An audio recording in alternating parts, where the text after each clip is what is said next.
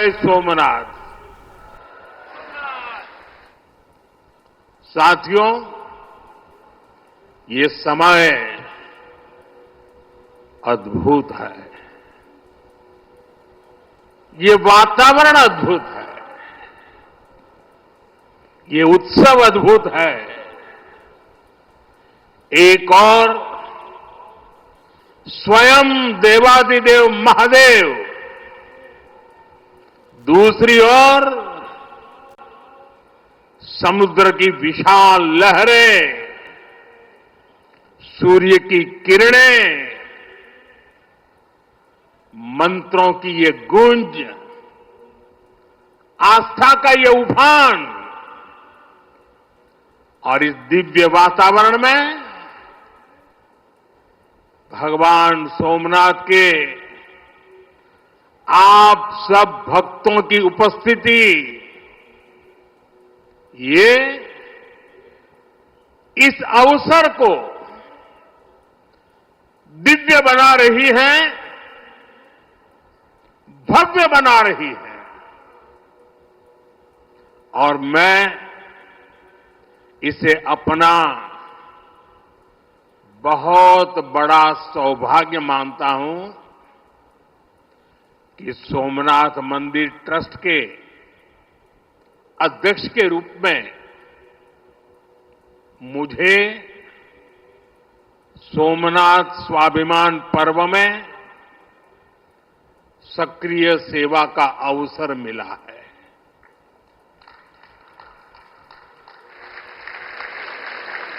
ये पीछे से कुछ और आवाज चल रही है भाई, इसे बंद किया जाए।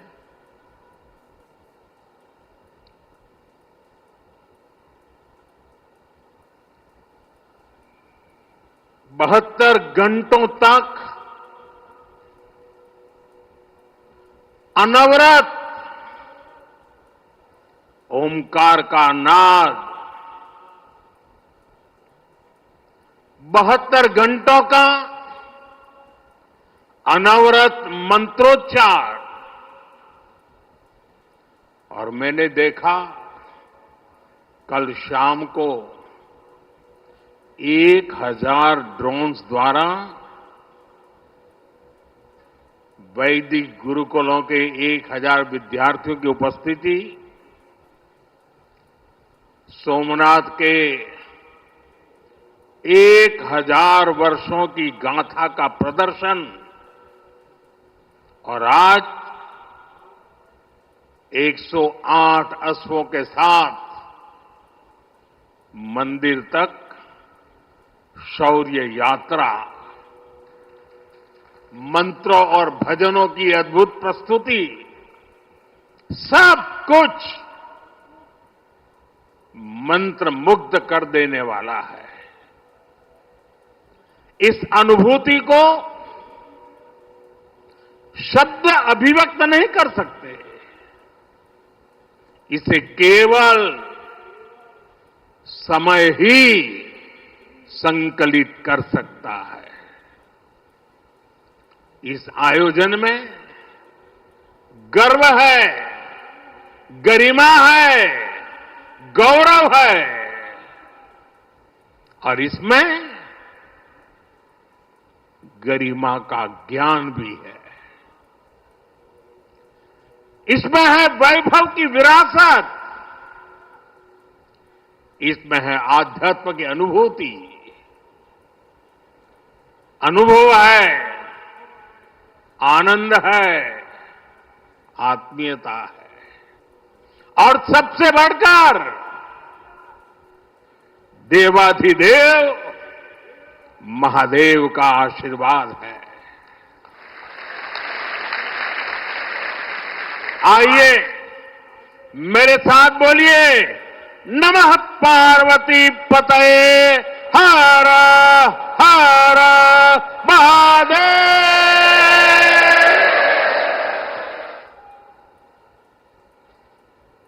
साथियों, आज जब मैं आपसे बात कर रहा हूं तो मन में बार बार ये प्रश्न आ रहा है कि ठीक 1000 साल पहले इसी जगह पर जहां आप बैठे हैं क्या माहौल रहा होगा। आप जो यहां उपस्थित हैं उनके पुरखों ने, आपके पुरखों ने, हमारे पुरखों ने जान की बाजी लगा दी थी अपनी आस्था के लिए, अपने विश्वास के लिए, अपने महादेव के लिए। उन्होंने अपना सब कुछ न्योछावर कर दिया। 1000 साल पहले तब वो आतताई सोच रहे थे कि हमें जीत लिया, लेकिन आज 1000 साल बाद भी सोमनाथ महादेव के मंदिर पर फहरा रही ध्वजा पूरी सृष्टि का आह्वान कर रही है कि हिंदुस्तान की शक्ति क्या है, उसका सामर्थ्य क्या है। प्रभास पाटन तीर की इस मिट्टी का कण कण शौर्य, पराक्रम और वीरता का साक्षी है। सोमनाथ के इस स्वरूप के लिए कितने ही शिव भक्तों ने, संस्कृति के उपासकों ने, संस्कृति के ध्वज धारकों ने अपने प्राणों की आहुति दी है। आज सोमनाथ स्वाभिमान पर्व पर सबसे पहले मैं हर उस वीर वीरांगना को नमन करता हूं जिसने सोमनाथ की रक्षा को, मंदिर के पुनर्निर्माण को अपना जीवन ध्येय बनाया, अपना सब कुछ देवाधिदेव महादेव को अर्पण कर दिया। भाइयों बहनों, प्रभास पाटन का एक क्षेत्र भगवान शिव का अपना क्षेत्र तो है। इसकी पवित्रता भगवान श्री कृष्ण से भी जुड़ी है। महाभारत काल में ने भी इस तीर्थ में तपस्या की थी। इसलिए ये अवसर भारत के अनगिनत आयामों को नमन करने का भी अवसर है। ये भी एक सुखद संयोग है कि आज जब सोमनाथ मंदिर के इस स्वाभिमान यात्रा के 1000 साल पूरे हो रहे हैं, तो साथ ही 1951 में हुए इसके पुनर्निर्माण के 75 साल भी पूरे हो रहे हैं। मैं दुनिया भर के करोड़ों श्रद्धालुओं को सोमनाथ स्वाभिमान पर्व की शुभकामनाएं देता हूं। साथियों, सोमनाथ स्वाभिमान पर्व 1000 साल पहले हुए विध्वंस के स्मरण के लिए नहीं, ये पर्व 1000 साल की यात्रा का पर्व है। साथ ही ये हमारे भारत के अस्तित्व और अभिमान का पर्व है, क्योंकि हमें हर कदम पर, हर मुकाम पर सोमनाथ और भारत में अनोखी समानताएं दिखती है।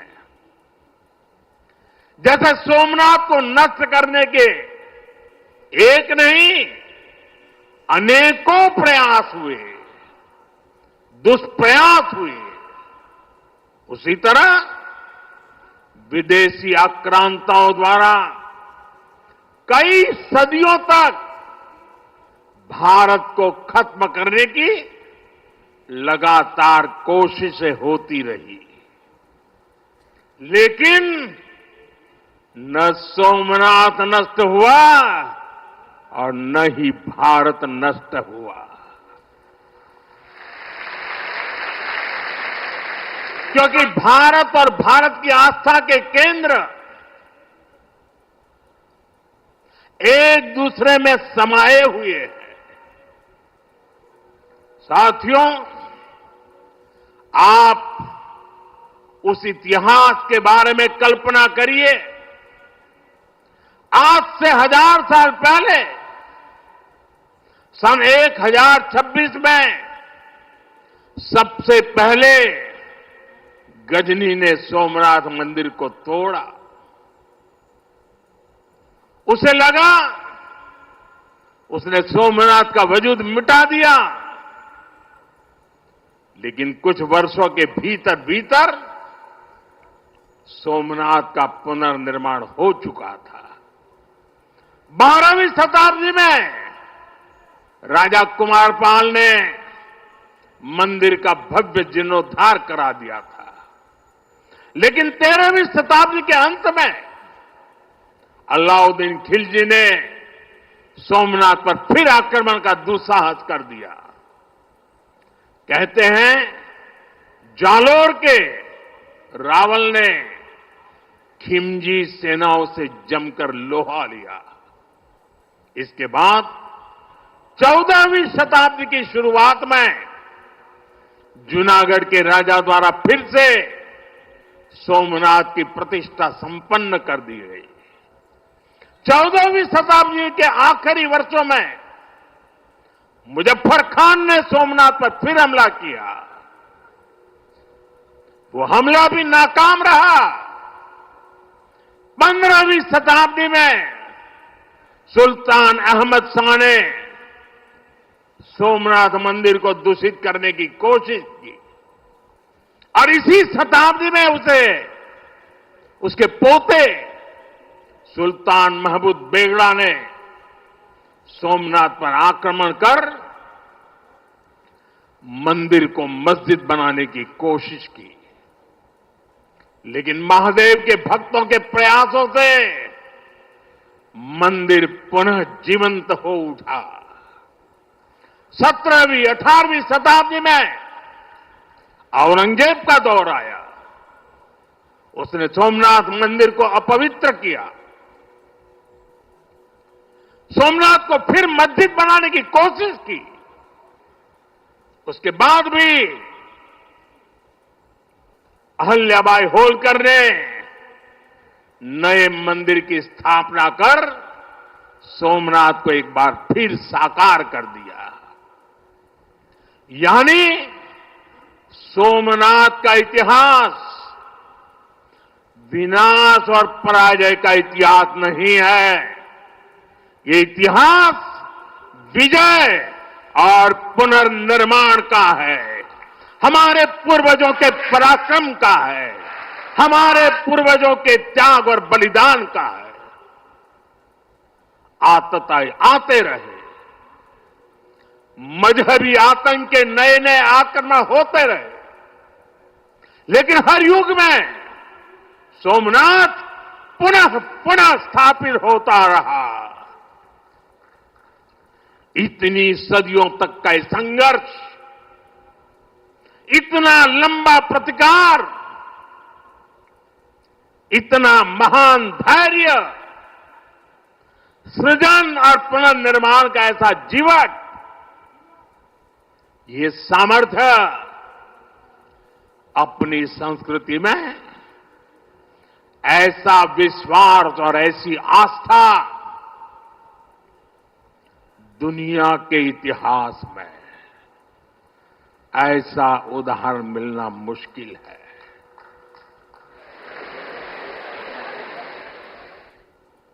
जरा મને જવાબ આપજો પહેલા।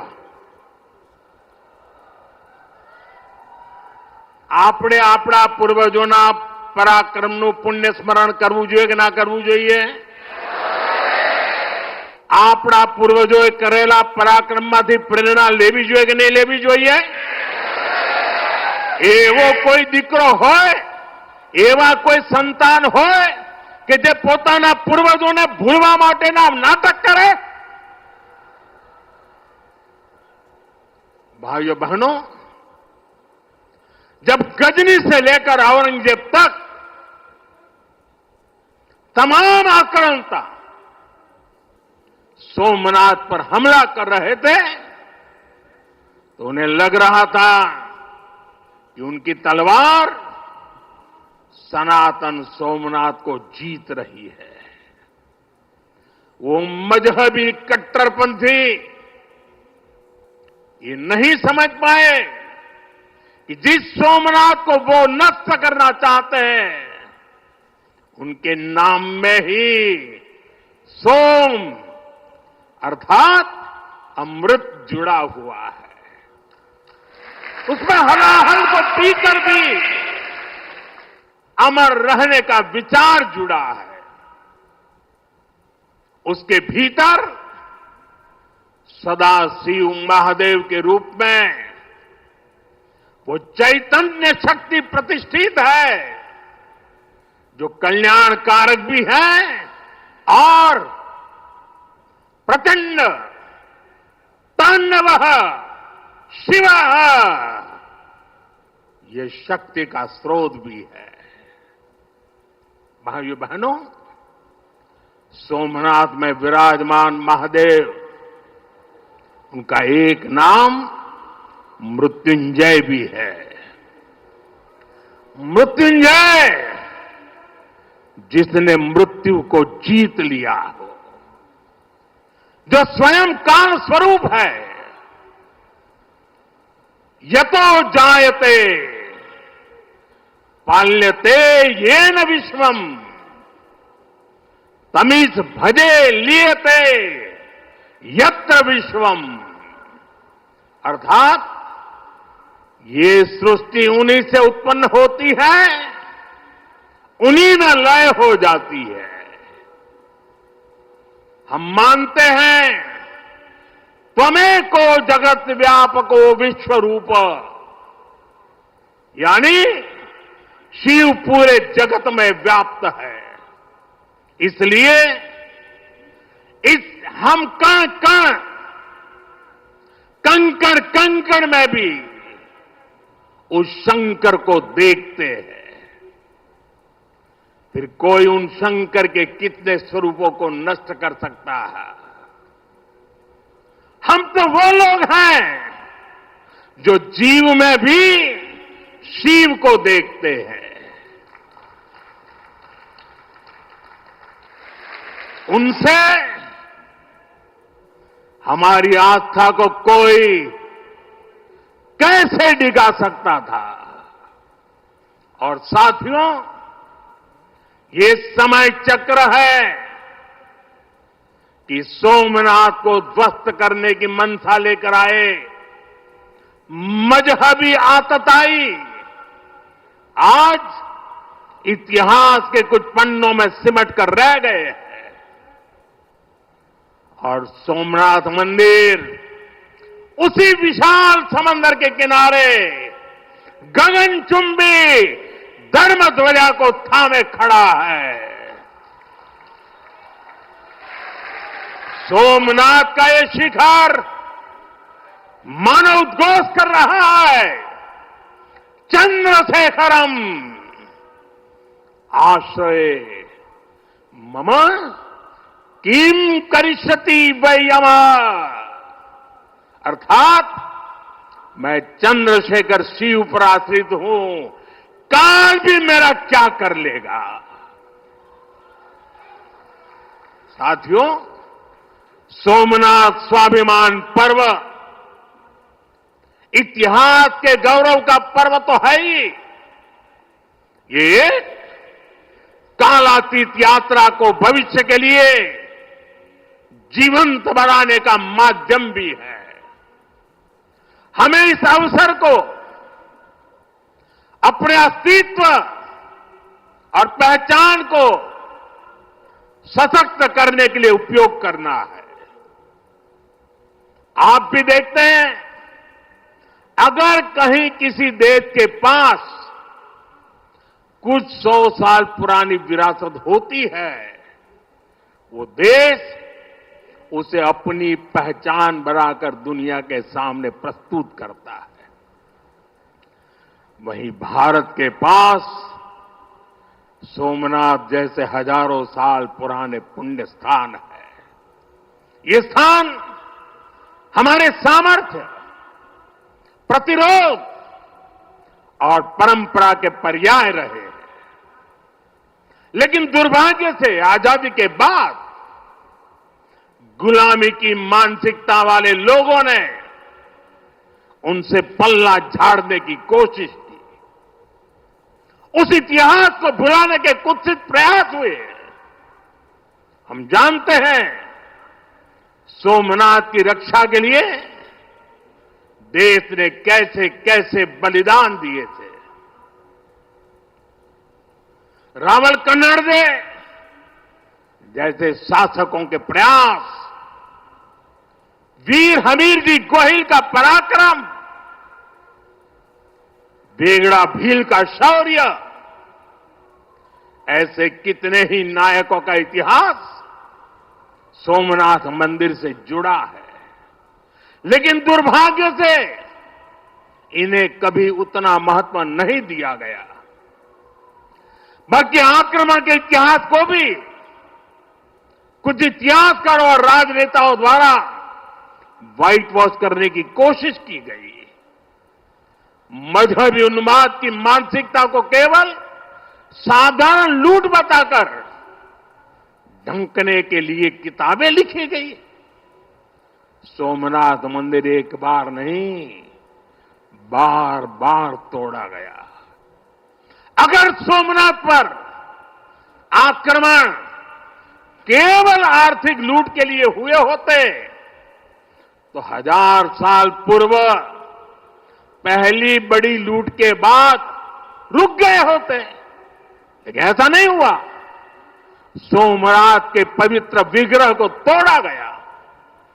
बार बार मंदिर का स्वरूप बदलने की कोशिश हुई और हमें पढ़ाया गया कि सोमनाथ को लूट के लिए तोड़ा गया था। नफरत, अत्याचार और आतंक का असली क्रूर इतिहास हमसे छिपाया गया। साथियों, हमने धर्म के प्रति ईमानदार कोई भी व्यक्ति ऐसी कट्टरपंथी सोच का समर्थन नहीं करेगा। लेकिन तुष्टीकरण के ठेकेदारों ने हमेशा इस कट्टरपंथी सोच के आगे घुटने टेके। जब भारत गुलामी की बेड़ियों से मुक्त हुआ, जब सरदार वल्लभ भाई पटेल ने सोमनाथ के पुनर्निर्माण की शपथ ली, तो उन्हें भी रोकने की कोशिश की गई। 1951 में तत्कालीन राष्ट्रपति डॉक्टर राजेंद्र प्रसाद के यहां आने पर भी आपत्ति जताई गई। उस समय सौराष्ट्र के सर्वाधिक मशहूर हमारे जाम साहब महाराजा दिग्विजय सिंह जी आगे आए थे। भूमि अधिग्रहण से लेकर सुरक्षा व्यवस्था तक उन्होंने राष्ट्रीय गौरव को सबसे ऊपर रखा था। उस दौर में सोमनाथ मंदिर के लिए जाम साहब ने 1 लाख रुपए का दान दिया था और उन्होंने ट्रस्ट के प्रथम अध्यक्ष के रूप में बड़ी जिम्मेदारी निभाई। भाइयों बहनों, दुर्भाग्य से आज भी हमारे देश में वो ताकतें मौजूद है पूरी तरह सक्रिय हैं, जिन्होंने सोमनाथ पुनर्निर्माण का विरोध किया। आज तलवारों की जगह दूसरे कुत्सित तरीकों से भारत के खिलाफ षड्यंत्र हो रहे हैं और इसलिए हमें ज्यादा सावधान रहना है। हमें खुद को शक्तिशाली बनाना है, हमें एक रहना है, एकजुट रहना है, ऐसी हर ताकत को हराना है जो हमें बांटने की साजिश से रच रही है। साथियों, जब हम अपनी आस्था से जुड़े रहते हैं, अपनी जड़ों से जुड़े रहते हैं, पूरे स्वाभिमान के साथ अपनी विरासत का संरक्षण करते हैं, अपनी विरासत के प्रति सजग रहते हैं, तो हमारी सभ्यता की जड़ें भी मजबूत होती हैं। और इसलिए पिछले 1000 वर्षों की यात्रा हमें अगले 1000 वर्षों के लिए तैयार रहने की प्रेरणा देती है। साथियों, राम मंदिर प्राण प्रतिष्ठा के ऐतिहासिक अवसर पर मैंने भारत के लिए 1000 साल का विराट स्वप्न सामने रखा था। मैंने देव से देश के विजन के साथ आगे बढ़ने की बात कही थी। आज देश का सांस्कृतिक पुनर्जागरण करोड़ों देशवासियों में नया विश्वास भर रहा है। आज हर देशवासी के मन में विकसित भारत को लेकर एक भरोसा है। आज 140 करोड़ भारतीय भविष्य के लक्ष्यों को लेकर संकल्पित है। भारत अपने गौरव को नई बुलंदी देगा। हम गरीबी के खिलाफ अपनी लड़ाई में जीतेंगे। हम विकास की नई ऊंचाइयों को छुएंगे। पहले दुनिया की तीसरी बड़ी अर्थव्यवस्था बनने का लक्ष्य, फिर उसके आगे का सफर, देश अब इसके लिए तैयार हो चुका है और सोमनाथ मंदिर की ऊर्जा हमारे इन संकल्पों को आशीर्वाद दे रही है। साथियों, आज का भारत विरासत से विकास की प्रेरणा लेकर आगे बढ़ रहा है। सोमनाथ में भी विकास भी विरासत भी, ये भावना निरंतर साकार हो रही है। आज एक और सोमनाथ मंदिर का सांस्कृतिक विस्तार, सोमनाथ संस्कृत यूनिवर्सिटी की स्थापना, माधवपुर मेले की लोकप्रियता और उसके रंग, इनसे हमारी विरासत मजबूत हो रही है।